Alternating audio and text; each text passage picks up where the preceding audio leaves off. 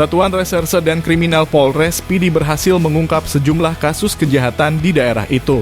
Sebanyak 7 pelaku dari 6 kasus kejahatan bersama barang bukti diperlihatkan saat rilis tindak kriminal di Polres PD, Kamis 14 September 2023.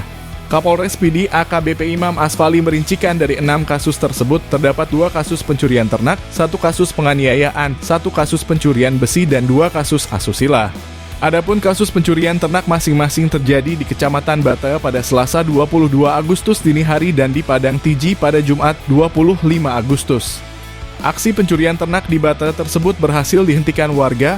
Pelaku berhasil melarikan diri dengan meninggalkan 1 mobil Daihatsu Sigra berisikan sapi dan kambing. 1 pelaku berinisial IJ warga Kecamatan Pidi berhasil diringkus polisi di salah satu kamar kosan di Kecamatan Mutiara. Sementara 3 pelaku lain berinisial IS, TSB, dan SW masih dalam pengejaran polisi. Kemudian kasus pencurian ternak sapi di Padang Tiji berhasil digagalkan warga. 2 pelaku berinisial MR dan BR babak belur dihajar massa dan kendaraan roda 2 milik pelaku turut dibakar massa. Selanjutnya, tindak pidana pencurian besi di halaman Skotkem Simpang Betong, Laweng pada 12 September 2023 dengan tersangka MM warga Aceh Besar. Kapolres PD menyebutkan polisi berhasil menangkap pelaku bersama barang bukti 1 unit mobil pickup dan sejumlah besi curian. Polisi berhasil menangkap tersangka pelaku pembacokan berinisial RK terkait pidana penganiayaan terhadap Mawardi. Kasus penganiayaan tersebut terjadi pada 18 Mei 2023 lalu di Kecamatan Mila. RK berhasil ditangkap polisi Senin 11 September di Biren. Polres PD juga berhasil mengungkap 2 kasus asusila yang terjadi di Kecamatan Tangse dengan korban anak di bawah umur masing-masing 6 tahun dan 13 tahun.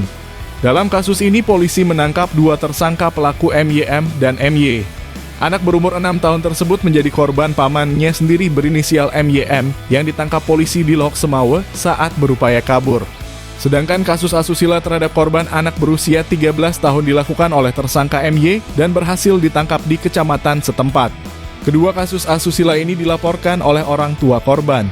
Kapolres PD AKBP Imam Asfali mengatakan para pelaku asusila dijerat dengan Kanun Aceh nomor 6 tahun 2014 tentang hukum jinayat.